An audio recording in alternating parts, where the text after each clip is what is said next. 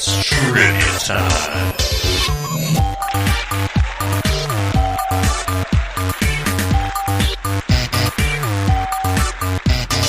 All the answers is going to be either MacGyver or Mr. T. Oh, my giddy aunt. All the answers is going to be either MacGyver or Mr. T. I'm not a dude. The PT's so confused.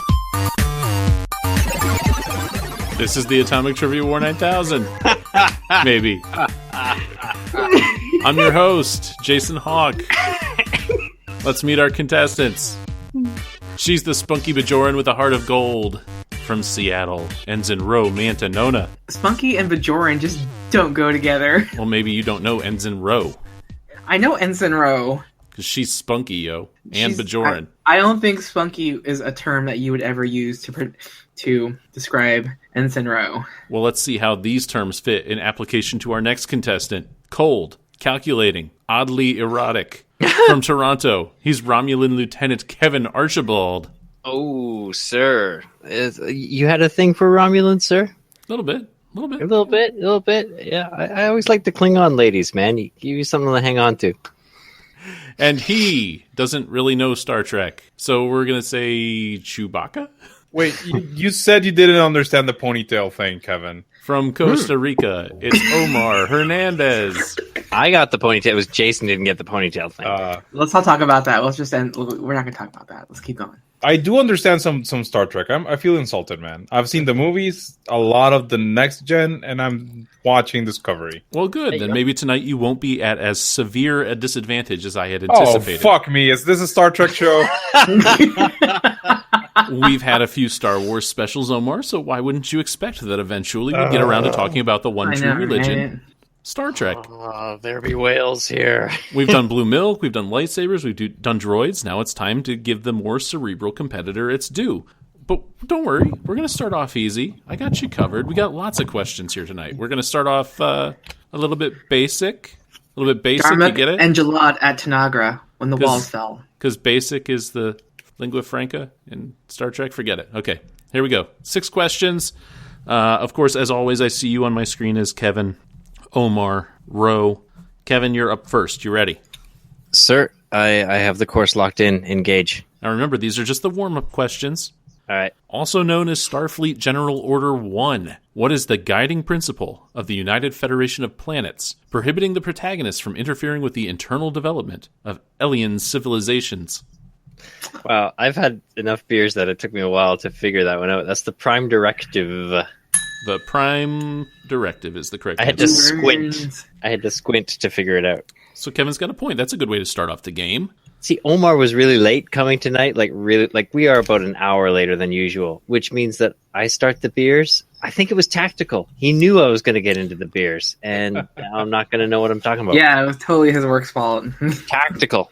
Omar, let's see if you have a tactical advantage here. It's an easy question. Don't worry, buddy. A former World War II pilot and a Los Angeles police officer.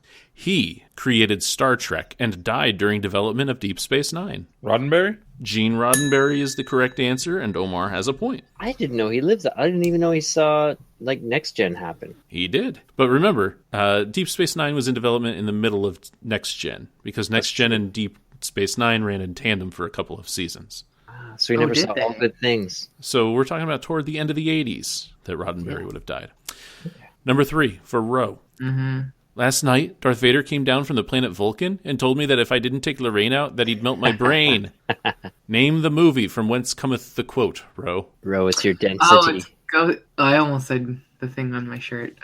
It's your density to get this right. Back to the Future. Back to the Future. Kevin saved you. I might as well give him the point. I almost said Ghostbusters or something. Oh, that would have been bad. I would have made fun of you. That sounded like Napoleon Dynamite. Number 4, Kevin. Yes, sir. This black comedian played Guinan, the bartender of the 10 Forward Lounge in Star Trek The Next Generation. Man, some softballs to Kevin here. Jeez. Everybody's getting softballs. Oh, what's her name, though? Oh, it's the beers. They're working on me, man. Okay. That's what's giving him the softballs. She was in the Theodore Rex movie. She was in Ghost. Sam Wheat. And her name is, she's on The View. And her name... Oh, sweet mother Woot, of woot, woot. John G. Diefenbaker. Her name is Whoopi Goldberg. Whoopi There you Goldberg. go. Thank you. I was hunting for the proper wrestling reference to give you another clue. Yeah, I was thinking like Goldberg. I was like, Yeah, I wouldn't have got it. I'm not a. She has a Jewish last name.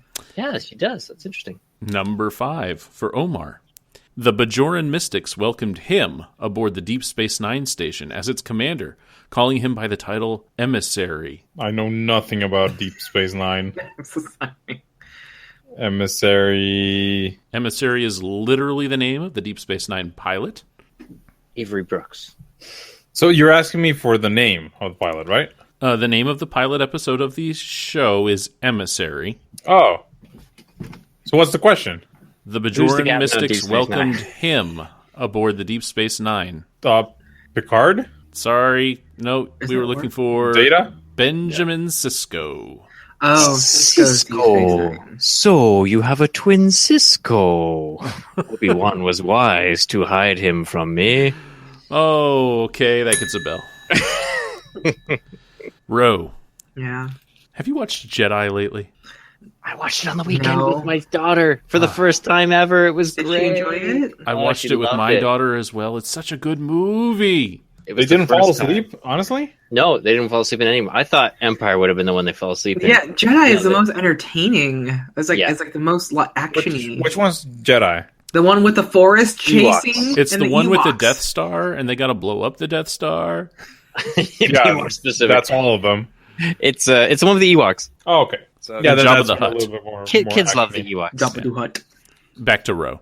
Okay. Members of this renegade terrorist faction, including Commander Chakotay and B'Elanna Torres, are assimilated into the crew of the Voyager in the series premiere of Star Trek Voyager. Why did you bring up Star Wars? I'm so confused. Because Kevin just went through a whole quote having to do with Star Wars. Oh God, no, yeah, you're gonna have to repeat the question because I completely blinked. I was just thinking Star Wars this entire time. Members of this renegade terrorist faction. And you said this is Deep Space Nine.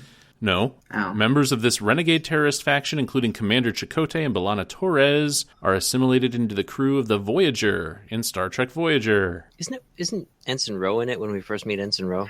I have no idea. Is this supposed to be a softball thing? Because it's Yeah, not. I mean it's the foundational principle of an entire series for Star Trek, so I thought it would be pretty easy. But did you ever watch Voyager? I mean, it was on a second-rate TV station. I haven't even finished TNG yet.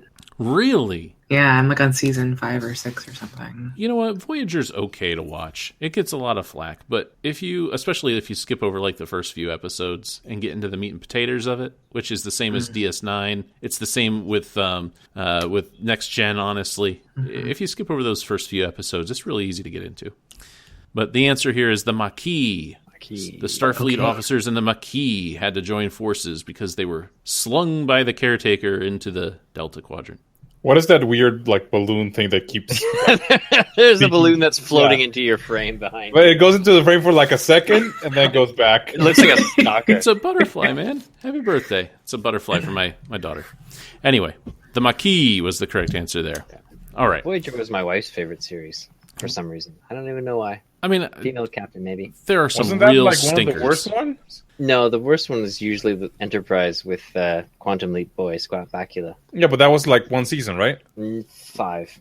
It was 5. It was 5, but all the other ones went 7. So it was the only one that's got pulled. And Discovery has already gotten renewed for a second, so we'll see how it rivals. Discovery is like the only Star Trek in a while that started good from the beginning. So there that is. Yes and no. All right. I have some very I have issues with that series. Okay, we'll save it for the end discussion. So I've got a second category here, and honestly, this is the genesis of tonight's episode, because we have a very nice person, Anna Kelly, who sent us a category about Star Trek. 9 questions, 3 questions for each of you. Wait, I just want to clarify something. Is it Anna, the name? Anna Kelly. It could be Anna. Anna I don't know. Anna or Anna or however you want to pronounce it. You are not a nice person. How dare you? Don't let Jason fool you. How dare You are not nice. Sending us Star Trek questions is not a nice thing to do. Au contraire, mon frère. It feeds this stupid ape that we have in front of us, and it only serves to make us. I mean, it only makes us angry. Let me rephrase that. Au contraire, mon Hermano. Hermano. I had to think there for a second. Anyway, Anna sends us The Trouble with Tidbits. You get it, guys? You get it? Because it's supposed to be like The Trouble with Tribbles. If you didn't get that joke, you're not going to do well. Oh, I'm gonna fail. I'm excited. Failing. There's good news, though. From here Yes. on out, all the rest of the questions tonight are multiple choice. Okay. So you got a shot in hell. Okay, Thank you. I'm sorry. Thank you, Anna Kelly. I take back what I said about Anna. You're sort of a nice person. Sort of. All right, let's go straight for number one here with Kevin. It's your turn. Tractor beams debuted in the Star Trek universe in the original series episode The Carbamite Maneuver. They now exist in these United States because science is freaking awesome. What is the name of the first tractor beam at NYU? That's New York University. I know you're Canadian. You have trouble with our acronyms. What is the name of the first tractor beam? What is the name of the Wow. first tractor beam at NYU? And, of course, like I mentioned, you have some choices. Okay, I forgot about that. Did they choose to name it Scotty, Zappa, or Melvin? Wow. I'm gonna go with Scotty. Beam me up, Scotty? No, it's Yep. not a transporter. Yeah, I know, but say so. Someone might have been sentimental and just gone, "Hey, Montgomery Scott. He was played by a good Canadian. Let's call it Scotty." I'm sorry, buddy, but they decided to call it Zappa. Oh, fair enough. First tractor beam. All right, number two. This one's for Omar. Which character has appeared the most often across the Star Trek franchises? Ooh. Your choices. Has it been Worf? Has it been the Tribbles? Or has it been Spock? I would say Spock. You say incorrectly. Is it the Tribbles? It is not. No. So by process of elimination, It's Worf. Worf. Because remember, he was on Next Gen for the entire run Yes. until season 5 or 6, one or the other. And then he switched Wait. over. He jumped to Deep Space Nine. No, he went to Deep Space Nine post Next Gen. Was it? Yeah, I'm it gonna was admit O'Brien here. switched halfway through. It was But O'Brien who wasn't switched. Spock? Spock was in the movies, was in Next Generation, and is now allegedly in Discovery as well. So that's 3 different franchises. Sure. But only for like one appearance per, right? It doesn't matter. You But said you said the most appearances. most appearances. No, I said which character has appeared the most often. that is fair. That is fair. Bullshit. I think you can interpret that as I did as well. I did. Anyway, my admission here is that when I watch TNG, it tends to be the earlier episodes, the earlier seasons. I don't often get to season 6 or 7. Really? Yeah. Okay. All right, number 3 for Ro. In the Next Generation episode, The Offspring, Data creates a daughter. What was her name? Fuck. Eve, Kara, or Lol? Lols. It's either A or B. I'm feeling like Eve is the correct one because, like, the whole Adam and Eve thing. Lol, Blah, blah, by the blah. way, isn't spelled LOL. That's just ridiculous. It's spelled LAL. Oh, it could be Lol. I don't know. I'm gonna go with the first one with Eve. It seems so apropos. I tried pushing you toward number C. Okay, so it was Lol. Damn it. I tried pushing you towards C because, like, how would it have a spelling unless it was the right one, Ro? Remember the brother was named Lore. Lore and Lol. I mean, that's Lore, I don't Lol, and remember Hardy. the name.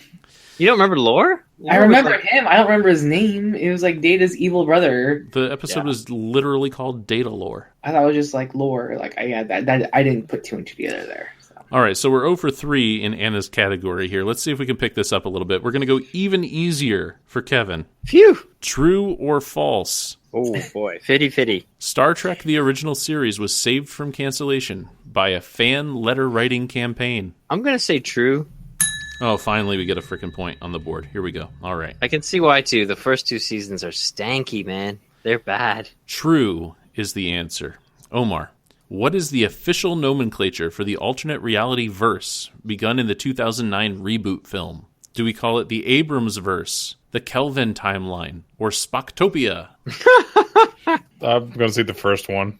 Ooh, it's the Kelvin timeline. timeline. Why Kelvin? Because Why not? the Kelvin is involved in the ship involved in the first movie that actually isn't part of the universe. You got it.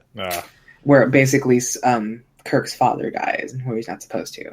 I'm reason why I calling know it the this Abrams. is because of Mopop, the Museum of Pop Culture used to be known as the EMP, has a Star Trek exhibit. And I was looking at that timeline stuff in the costume section. I was like, oh, okay. I was like, there's so many different timelines. Like, what's the continuity?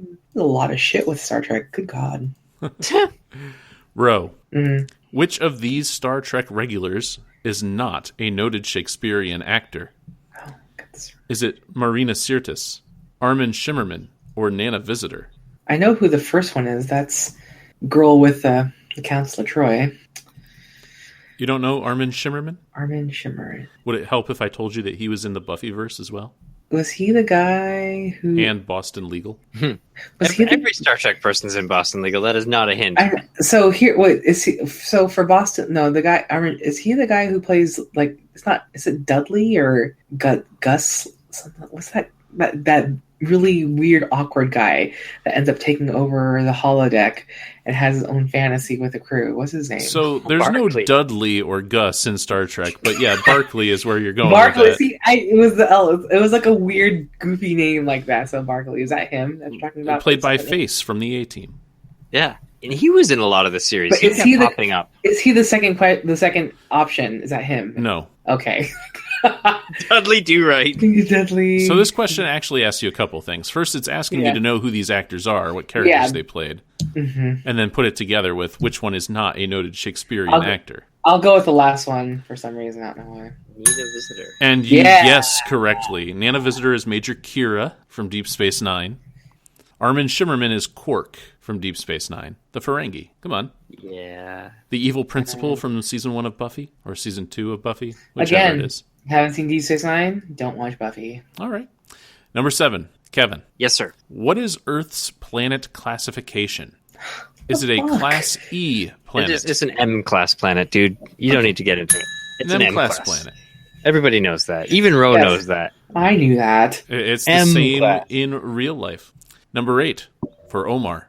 How many female red shirts were killed in Star Trek the original series? Did 5 female red shirts die? Did 0 female red shirts die? Or did 1 female red shirt die? So I'm saying he's equal opportunists.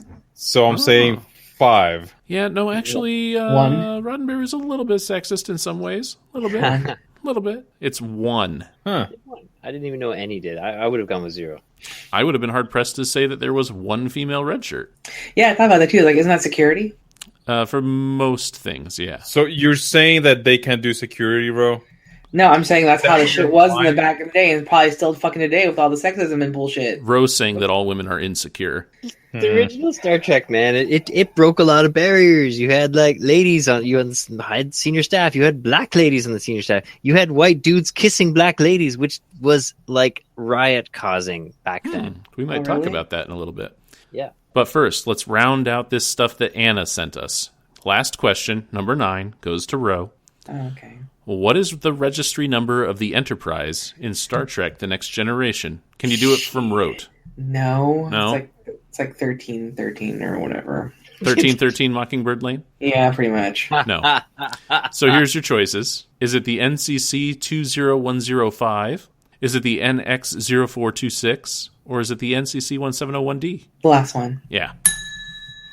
There you are. All right. So Kevin, 4 points. Sir. Omar, 1 point. Ro, 3 points. And that slings us in to the last category. We slingshotting around the sun to go back in time and get some whales. Omar wishes that we would slingshot into the sun and go back in time. Okay, so the last category I've got here for you is called I Am Jason of Borg. I made the questions, because that's why it's... Oh boy. Yeah, I'm Jason of Borg. I'll give you a plot, you name the episode, and Wow. I'm keeping it multiple choice. Wow. Okay. So 1 goes to Kevin. Responding to a distress signal. Can you guess yet? Every That's episode. so obvious. Responding to a distress signal at a remote Federation colony. The Enterprise finds the Borg have attacked a town. By the end of part 1, Picard has been assimilated and announces he is Locutus of Borg. Riker orders Worf to fire. Best of both worlds. So you don't need the actual multiple choices. The multiple choices were All Good Things, The Best of Both Worlds, and I Borg. But you hit the nail right on the head. It's the I best thought, I of thought both it was worlds. I thought it was Iborg for a second. That's the one with the kid. Okay. Oh, that's right. Number 2, Omar. Picard attends an archaeology. Really? Yep, I'm not even gonna mute that shit. Picard attends an archaeology symposium and hooks up with an old flame named Vash, not Vash the Stampede. Q turns Picard into Robin Hood. Worf is not a merry man. Is that like dial Q for Q or something like that? Like, All right, so your multiple choices are Cupid, True Q, or Hide and Q. oh shit. I'm gonna say the second one. Oh, you I'm should sorry, have the gone. first one. Cupid has a bow, buddy. Cupid, like Robin Hood. Because he was trying to like get Picard to have like, oh, confess your love her, like like in a relationship or something. I am not a merry man. Very bad. Why was she called Vash? I mean, Vash is French for cow, and she was not cow-like in any way. No, she was actually rather good looking. She was very good looking. She was, it was Picard was overdue getting a little action there. A little something, something. And she goes off at the end with Q to become a Q. And then both she and Q, John Delancey, show up again in season 1 of Deep Space Nine. Oh, really? Yep, they show up at the Deep Space Nine station. All right, so number 3 goes to Ro. Mm-hmm. A strange affliction affects the Enterprise crew, making them act drunkenly. Spock uses the Vulcan nerve pinch for the first time. Sulu fences. Your choices are, is this shore leave, the naked time, or the immunity syndrome? It's either the first or the third one. Shore leave, the naked time, or the immunity syndrome? I'll say the immunity syndrome. That You sounds fool! like I've never watched the original. Not any of them? Not like City on the Edge of Forever? What? That's like the... Okay, that is constantly rated like the best episode, and it's... I don't know anything about it. One of the first few episodes of Star Trek The Next Generation is called The Naked Now, because it's the exact same plot, just redone with the TNG crew. It's The Naked Time. Number 4. Kevin. Yes, sir. Kirk and pals visit a planet that resembles ancient Greece. There's a dwarf. The telekinetic inhabitants force Spock and Nurse Chapel to kiss. Then they force Kirk and Uhura to share the first interracial kiss on television. Spock does the dance, man. Oh, so it was forced? Like the plot made it forced? Like it wasn't both like a consensual thing? It was against their will. Correct, but still it was huge for its time. Your choices are... Not satisfied. Was the episode called Plato's Stepchildren? Was the episode called Is There in Truth No Beauty? Or was the episode called Bread and Circuses? I'm going to go with Plato's Children, the first one. Plato's Stepchildren gets you a bell. All right. Yeah, I was kind of... That's a good episode, though. Like, Spock does his dance, and he sings, and I don't know. It's a good episode all around. Uhura is ravishing. She is semi-ravishing. Semi-ravishing? Yeah, she's extremely ravishing. All right. Omar, are you still with us, buddy? Yep. You haven't just checked out? This isn't like Kevin's anime stuff, right? Dude, I checked out like 5 minutes ago, but go ahead. Aw.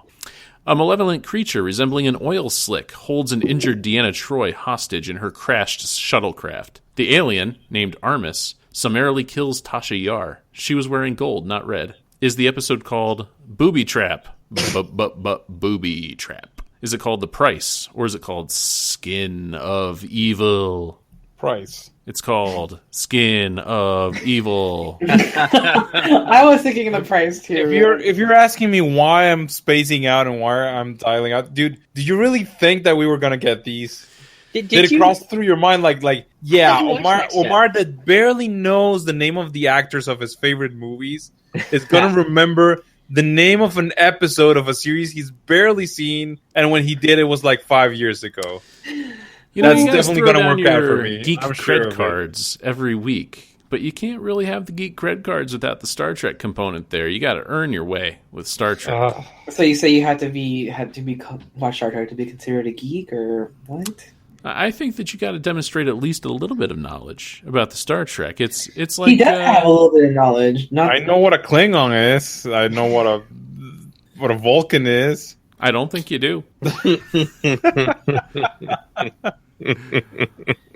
Ro, Retired Admiral Nora Satie investigates an explosion aboard the Enterprise. During hearings, she turns on Picard and accuses him of treason. Picard defends himself, saying, "With the first link, the chain is forged. The first speech censured. The first thought forbidden. The first freedom denied. Chains us all irrevocably." Is it the options? Is it the drumhead? Is it Tin Man? Or is it the measure of a man? Measure of a man has to do with data, so it's not that. It's maybe. Oh, sure. Is that Tin Man? No, you're doing well. Yeah, if in that's doubt, data. eliminate the weak ones. Yeah. What Tin Man was the second one? What was the first one? The drumhead. I'm gonna go with the first one. Yeah, all right. A drumhead is literally a trumped up charges, a kangaroo court, so to speak.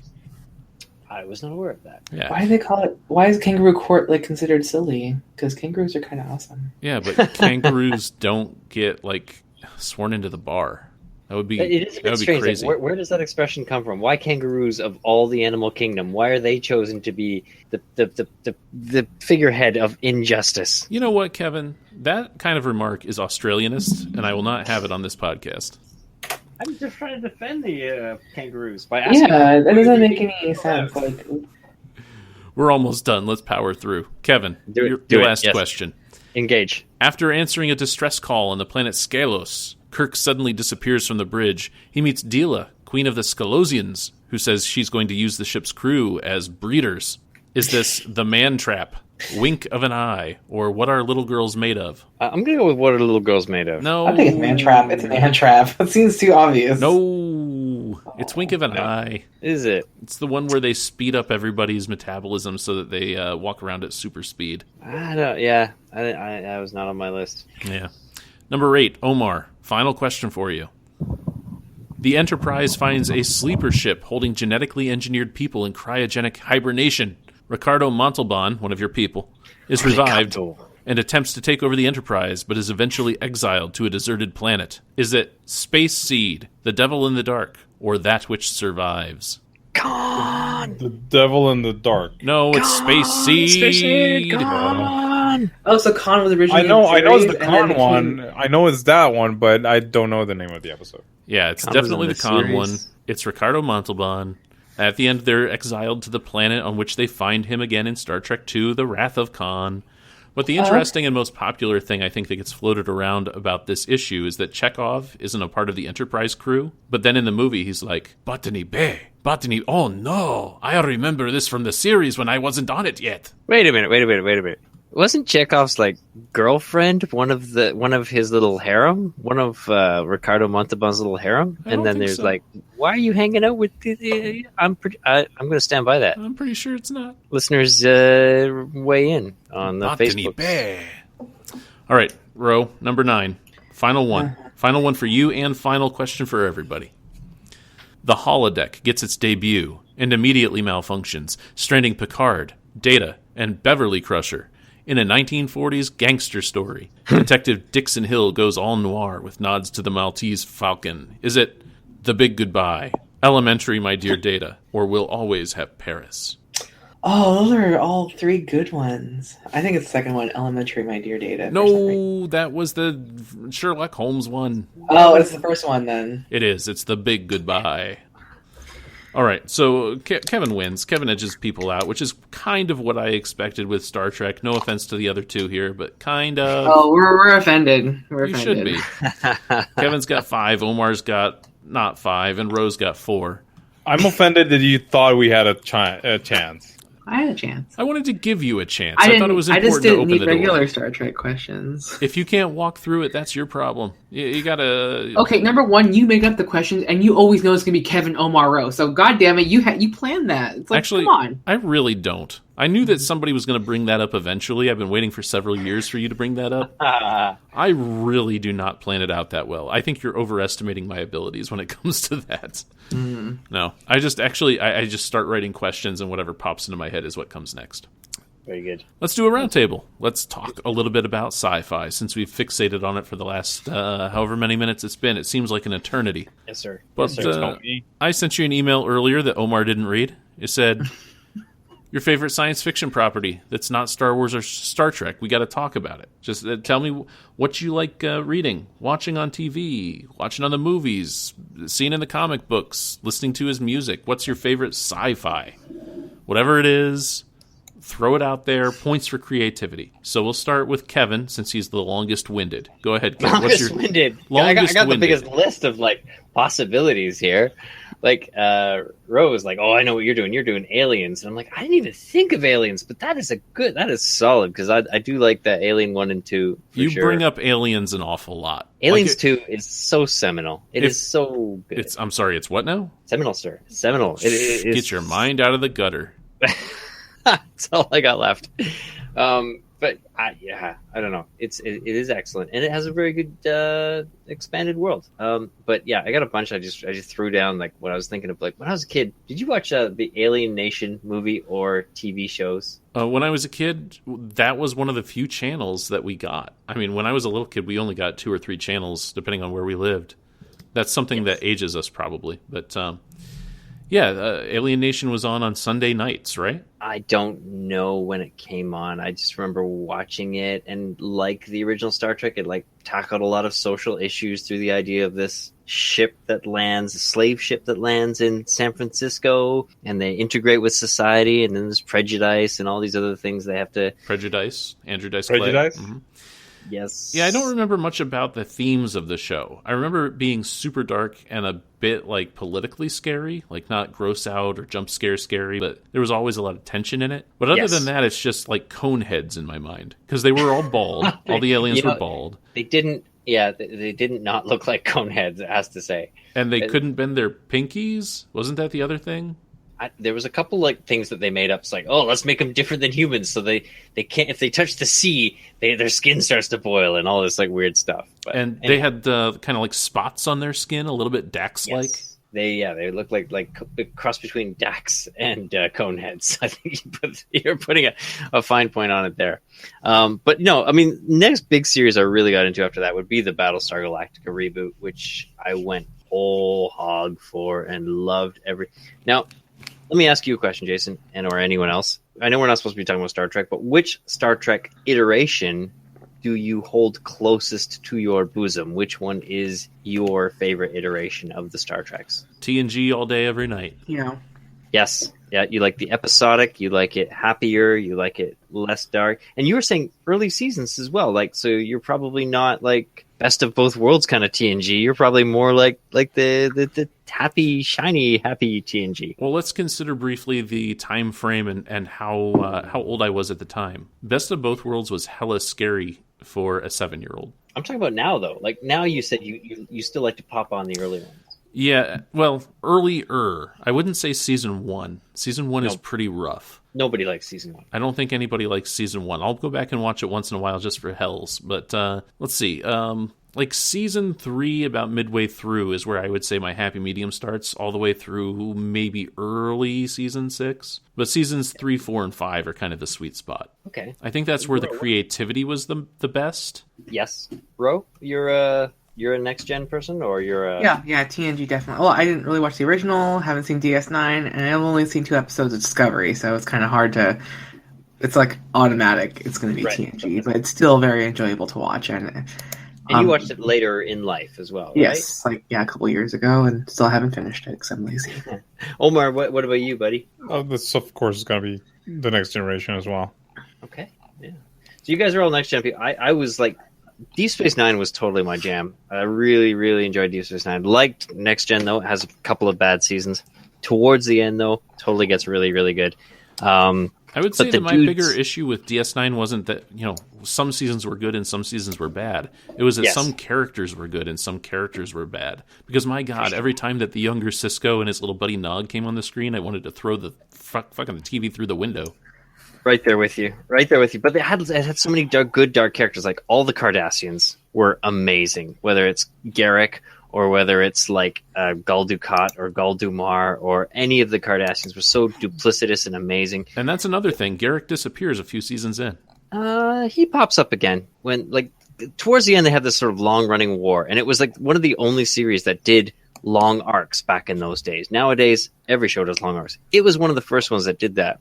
And what's his name? The showrunner from the latter seasons basically took that and went on to Battlestar Galactica. And I feel like all those late seasons of Deep Space Nine was practice for Battlestar Galactica. And early seasons of Battlestar Galactica, unlike Deep Space Nine, is like Deep Space Nine gets better towards the end. I think Battlestar Galactica gets worse towards the end. Once they start doing that final 5 arc, I think Deep Space Nine or Battlestar kind of lost it a bit. Ro, you're a Battlestar person, right? Oh yeah, BSU is actually one of like the honorable mentions I have on mine. Because I was like, okay, I couldn't think of anything off the top of my head when Jason gave us this assignment, so I was just like, okay, I need to look up ideas like best sci-fi franchises. And I was like, oh no, like this one. I was like, oh it was really hard to choose for me. So yeah, but BSU is definitely up there. And if you were to choose, like, would you say the pre-Final 5 you prefer, or the sort of post-Final 5? Because they did this whole Final 5 arc for like a season or two, and it really changed the dynamic. For me, it wasn't my favorite. But for me, like, my favorite episode is still like the very first one, 33, when you know absolutely nothing about the Cylons. The more you know, the less interesting it seems to get. I think pre was definitely better, but like I still enjoyed where it went. But pre was definitely more exciting and things like that, especially with when people get think either going to die and like, oh my god, cliffhanger and all that fun stuff. Yeah, I think season 1 was the most fun because you were putting all the puzzle pieces together. Like you were looking at what's the Asian actress's name? Park. Boomer. Grace Park. Boomer. Yeah, Boomer. You were looking at her and you're like, wait a minute, she's on the Battlestar Galactica, but she's also on the planet? There's something wrong. How is she in 2 places at the same time? Yeah. You're putting those... She woke up like soaking wet after there was like a bomb planted in the water or something like that, and you're like, okay, like the neat thing was like the chief was like willfully ignoring it, and that's like so cool. It's like real life. It's like people willfully will not want to look at something that's right in their face. Like, here's your girlfriend soaking wet after the water tank blows up, and you choose to ignore it. But by season 3, it had become so bogged down in everything that has become modern American politics, like just total willful ignorance on all sides. That, well, no, I don't want to say on all sides. Total willful ignorance by the people in power. That it was a real slog. I hated season 3 and beyond. Okay, that's fair. You probably, I don't know. Did you watch Deep Space Nine, by the way? We're talking about BSG? Yeah, but did you watch Deep Space Nine? Because that, I mean, they kind of closely reflect each other in many ways. I religiously watched the first few seasons of Deep Space Nine in its initial run, and then I kind of grew out of it. I hit the age where I was like, okay, this isn't cool anymore, need to stop doing this and pay attention to girls. And then later in life, I came back to it, but I was largely unimpressed because by the time you're 30, and Deep Space Nine has aged considerably. It has aged, and other shows like Galactic have done it better. Recently, I've got more into The Expanse, which is, again, if you're going to look at something more recent, I recommend getting The Expanse. For some reason, I haven't started season 2 yet. It's very good. But Rick really liked The Expanse as well. Our good friend Rick over at the Everything Else podcast. Rick Tatro? Yes, that's the one. That's the one. By the way, he's got a rockin' Voyager podcast. No, not Voyager. Discovery podcast. Check out that Discovery podcast. Called? I don't know, Discovery After Show or something. There you go. Is it called Discovery After Show?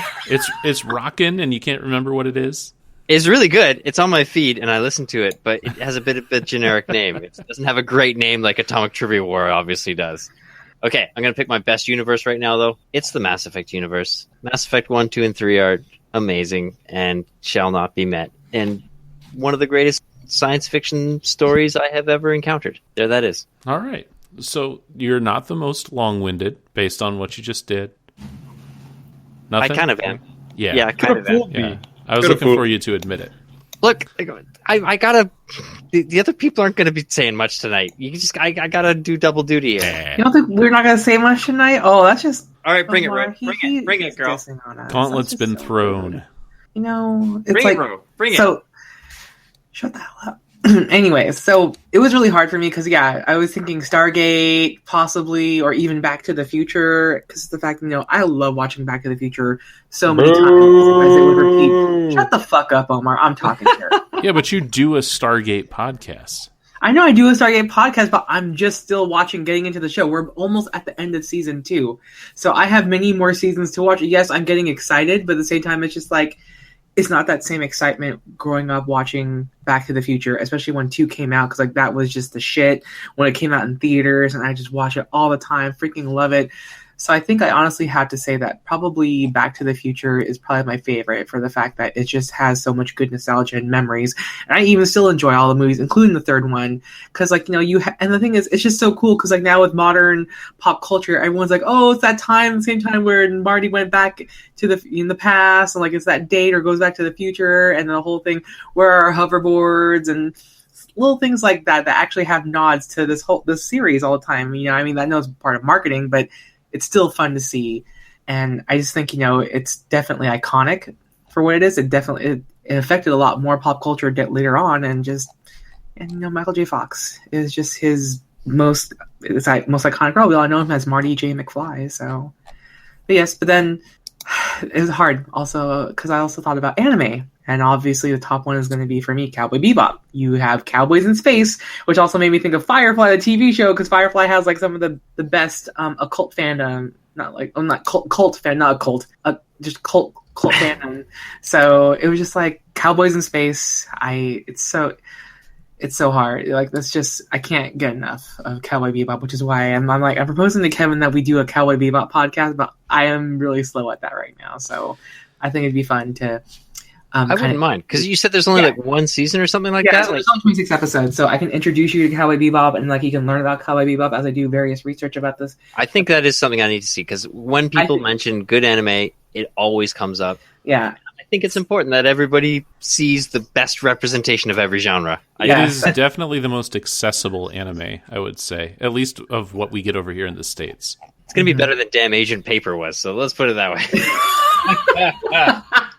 Oh, that's right. I made you do some Read or Die. Read or Die. But yeah, so I just, you know, it's really hard. It's like you can't just say that your most favorite because there's just so many good ones and so many different types of mediums. What about Saga?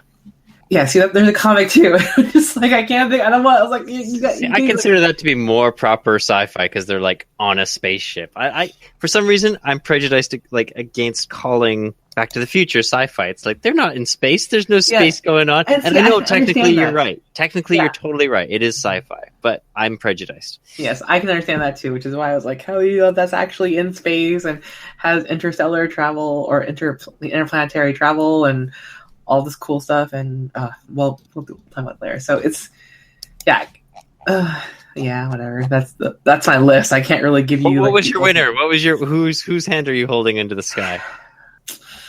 I know I said Back to the Future, but I'll have to go with Cowboy Bebop. Cowboy Bebop. It's got all the feels.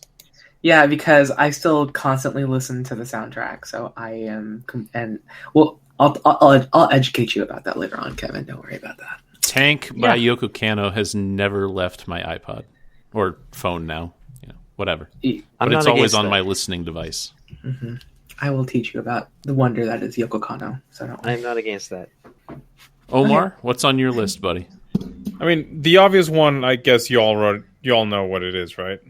Fifth Element. It's of course going to be the Fifth Element. I mean, that's the obvious one. But I mean, I also like a lot Alien and Aliens, and I actually like all of them, including Covenant and Prometheus. What about Genesis? Everybody crapped all over Genesis. Which one's Genesis? Oh, that's Terminator. Sorry. Yeah. Wow. Sorry about that. I was like, what the fuck? My brain. Terminator 2 is pretty good, but no. He's the best. So yeah, there are those. But as a TV show, and I'm not sure I'm going to be in the majority here. As a kid, I really liked watching Sequest, DSV. Wow. Oh, wow. Okay. I really enjoyed that one, and I think that can count as science fiction, right? Most definitely, yeah. I mean, Michael Ironside is in it, so by definition, it's science fiction. Right? And Jonathan Brandis? Yeah, so when I was a kid, that was like my jam. Like sci-fi jam, it was that. Yeah, that show was interesting because it changed in its second season, right? It completely rebooted. I liked the first season a little bit more. The second season became more of a monster of the week. Now we have like supernatural shit to deal with. It was just, I mean, and the third season just shit the tank. I mean, it was just bad. But the first season, I really enjoyed the first season. I remember really, really digging that. What's the most recent that you've watched an episode of that? Oh, dude, it had to be like 20 years ago. Okay, but it's still that nestled next to your heart. It's not nestled next to my heart. It's the only sci-fi series I think I watched when I was a kid. Okay, a lot of nostalgia for it. Yeah, like Airwolf. See, I'm surprised that by the same token, Kevin didn't bring up Space 1999. I've never seen a minute of that. I thought that you always go on and on and on about it. Or what was it? What's the other one that you always bring up from like the 70s? Red Dwarf. Original Battlestar? Buck Rogers I watched. Red Dwarf. You always talk about Red Dwarf. No, huh? I never talk about Red Dwarf. I thought that there was another obscure one. Anyway, I didn't stop to think about Buck Rogers. That might have to go on my list. I've watched a lot of the OG Buck Rogers. And what was it because there was his sidekick was named Hawk? Is that why? No, it was more about the Wilma Deerings and the Princess Ardalias. It was the awakening of your space serpent. What is wrong? Wow. Oh my god. Okay. All right. This ain't no cave, sweetheart. Actually, it didn't make my list at all because I didn't even think about it. But there are two that sprung to mind. Ro called the first one pretty accurately. The X-Files will always be a big thing for me. And I got to get back in touch with Rich. We've got to start recording season 2 of our X-Files podcast that is only for Simply Everything survivors, Simply Everything subscribers on the website. Those of you who survived Netflix, Simply Everything. Please bring it back. Yeah. Netflix. Yeah, that's actually a big problem. Netflix took it away, and I've been pissed because I was ready to start season 2 with Little Green Men, which is one of my favorite things ever. I was ready to start freaking finishing the actual series. I remember the last one I watched was that really horrible one where the people in that first-person shooter actually end up dying. Oh, yeah. The one with the, what's her name, the supermodel. Yeah. I was like, Right. Oh my god, this is so Yeah. bad. And she's all in black leather. Actually, let's go watch that one. But no, the one that I settled on is being like, okay, let's eschew the obvious with the X-Files.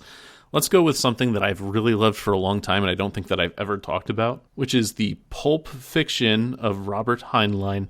Has anyone read any of Robert's books? No. What the fuck? No, How but dare you? Are you about to drop some Starship on us? Some Starship Troopers? Is that a thing? Are you about to drop some Starship Troopers on us? No. Okay, look. The movie from 1996 is a joke. No, it's wonderful, but it's No, It is I'm not awesome. saying it's a bad movie. I'm saying it's a joke. It's Like, not representative of the series. No, the book is very, very serious, and it looks at military culture and a lot of stuff with time dilation and all kinds of great stuff. I really seriously suggest that you go read the book Starship Troopers from 1959 and think about a lot of its very important themes. Another one that I bring up all the time is The Moon is a Harsh Mistress. 1966. It's about this guy who grows up on a lunar colony, and there's all kinds of very interesting social stuff going on. They talk about, look, if we got to start over with society from scratch in a new place, how would we do it? And one of Heinlein's overriding themes through a lot of his books is family structures would be massively different in the future or under different circumstances. It might have basically polygamy, but with family groups where you have 3 husbands and 4 wives, and they balance things out so that kids are taken care of all the time, and lots of people can work, and you can share income and stability, and all kinds of fun stuff to think about. How many wives would you max out at, Jason? 1 is enough for me. I love her dearly, and nothing will ever change that. And 3. But Heinlein wrote a lot of really interesting, libertarian meets hippie books in a lot of ways. Stranger in a Strange Land is a really good example. But then he also wrote a lot that were just purely pulp 1950s, what ifs, almost like Twilight Zone kind of books. He wrote Tunnel in the Sky, which is about just, hey, this guy gets dropped on an alien planet with basic supplies, and he's got to basically scout it out for colonization. And it turns into, okay, this is Minecraft the book, but 65 years ago. So lots and lots of good thought experiments. And towards the end, he starts talking an awful lot about sex, but whatever. So Robert Heinlein, check it out. He's written many books, and some of them are very good, and others are not. When you first saw Starship Troopers, you had read the books. assume. No. 1996. I wasn't anywhere near getting mature enough to tackle a Heinlein book. Okay, because I wondered, as someone who held the books dear to your heart, and then coming across the movie, I mean, I don't know, you might have been spitting mad. No, I watched the movie and I was like, oh, Denise Richards is in this. This is terrific. Yes. Go troops. I want to learn more. Yes, you do.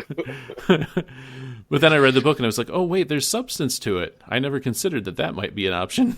It's probably the right order to tackle those two things. Yeah, I think so. Yeah. I forgot about books when you asked this question. Otherwise, I might have brought up Ender's Game, especially the second one, Speaker for the Dead. I really enjoyed the second book. Or since Scott Card is problematic and that you can no longer read his books without the anti-gay context being taken into account. I don't know if it really shows that much in the books. I mean, I honestly, I would challenge anyone to like read those books and go, "Oh, I get it. He's against the gays." I don't think you would possibly pick that up. Even without the subtext, I don't want a penny of mine going to a homophobe like him. All right. Well, the second book especially, I don't know. I think people who read it when they're in their adolescence will always prefer Ender's Game. But people who read it when they're old men like me will always prefer Speaker for the Dead, because Ender's an old man by that. Well, he's like in his 30s by that point. So there that is. I was going to say Dune, but Jason just stopped me from continuing my list. Oh, I thought you were all done, buddy. I'm sorry. So I also had a book. When you say Dune, do you mean all Dune or just the one? I'm the page 250 of the first book. For the first time? Yep. Oh, okay. And how's it going? What's your reaction? I'm liking it a lot. Good. A lot of intrigue and a lot of political stuff. It's pretty good. Raymond Scott did a book thing on it, right? Oh, they did? Yeah. Okay. A book thing? What do you mean a book thing? A book club podcast. They do on Part of Geek Nights. Like one of their things is doing a book club. Oh. They review various geeky sci-fi, various fantasy novels. I will have a listen then at some point, probably. We might have to do a Dune movie night at some point. I've never seen it. Or maybe a theme month. Let me finish the book and then we can. All I know is like the spice must flow, and some like wormy thing with a face sticking out of a hole. We might have to do a theme month where we watch all the different versions of the movie. Wait, no, one of them's a series that takes like 10 hours. Yeah, but it's way better than Sting and Company. Picard's in that, isn't he? Yeah. But not very much. I mean, he's, what's-his-face, the trainer. And Al from Quantum Leap. Yeah. Fuck. All right, well, let's wrap this up then. Oh, I think wait, I don't think we got your number one. Go on. Okay, what's your number one, Jason? My number X-Files? one? What are we talking about? Heinlein?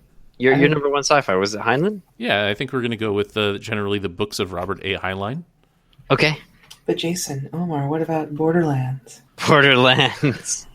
It is a good world, I will say. I mean, it does highly crib things like, what's his name? Old Mel Gibson post-apocalyptic film thing. Mad Max. Mad Max. Yeah, I would say that while it is science fiction, the point of that game is never science fiction. The point of that game is just to get lots of different numbers that add up to different other numbers that let you shoot better bullets. Yep. But it's fun. It's very fun. Still haven't finished the pre-one, though. Omar, we should play that game. Have you ever heard of Borderlands? Yeah, I don't think I have. Is it any good? Don't I play saw it. a commercial for it once where it was like wub wub wub wub.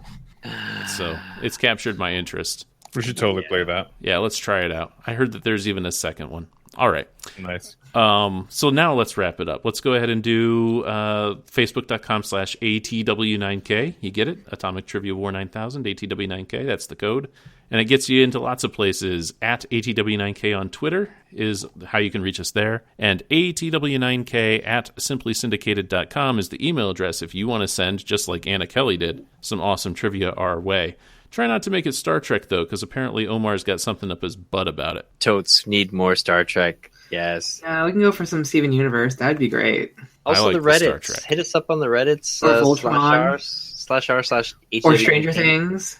We've got Reddit is good for a discussion. We've got a discussion right now. Top 5 shows that you could watch for the rest of your life as many times as you want. It was our discussion last week. So yeah. Now It's a we've thing. raised See? so many different things that we get to talk about coming up soon. Stranger Things. I think we're going to end up having to talk about it. Yes! Right? I don't know when we're going to wedge that in, but then you guys were talking about doing something about Cowboy Bebop, which, I mean, I might be interested because I want to watch it. No, I'm going to invite you and Omar on on different episodes. Don't worry, but it's just me and Kevin. I have Jason, to watch it are you again, going to go see Blade Runner, dude? Because, this is the only other film other than Logan I've seen this year. I don't know about Blade Runner, because while I've heard that it's good, there's so many other things coming up. How are we going to wedge all these movie nights in? Because we've got... You guys going to go see the new Thor? We've got Thor Ragnarok coming up. We've got the Justice League movie coming up. And then there's this Star Wars thing. Star Wars. I'll lose it. We've got to talk about all those. And then sometime toward the end of the year, maybe a special Christmas episode. We got to do our best of 2017, which I'm sure we're all just going to say Donald Trump. Why even record that one? And then I want to make what we did last year into an annual thing. We need to do an obituaries podcast where we talk about all the people who died. That was a good episode. So we've got so many things. Your child? What? What was that noise? I think that was Kevin. No, it was it was me. It was me. Yeah, the Omar trucks, the banana trucks. That doesn't sound like a kid yelling. All right, but that's lots of stuff to look forward to. For now, though, we've got to sign off and figure out how we're going to do it. So we'll see everybody next time. Support us on Simply Everything because they're running out of money and stuff. So, go to simplysyndicated.com. Follow the link there. For a very low price, you can get access to all the archives of everything ever. It's well worth supporting Richard Smith and Allison Downing, who take care of everything. Yeah, they do a Patreon as well. If you're not interested in the things, just throw money at them, tip them, because servers cost some money sometimes, as I understand it. They do. So on that note, let's go ahead and serve our way out of here. Adios. Bye. Cheerio. Say goodbye, Atomic Trivia War. Time to go, Atomic Trivia War. Time to get going, Atomic Trivia War. Night, folks, Atomic Trivia War. And we're out from Atomic Trivia War.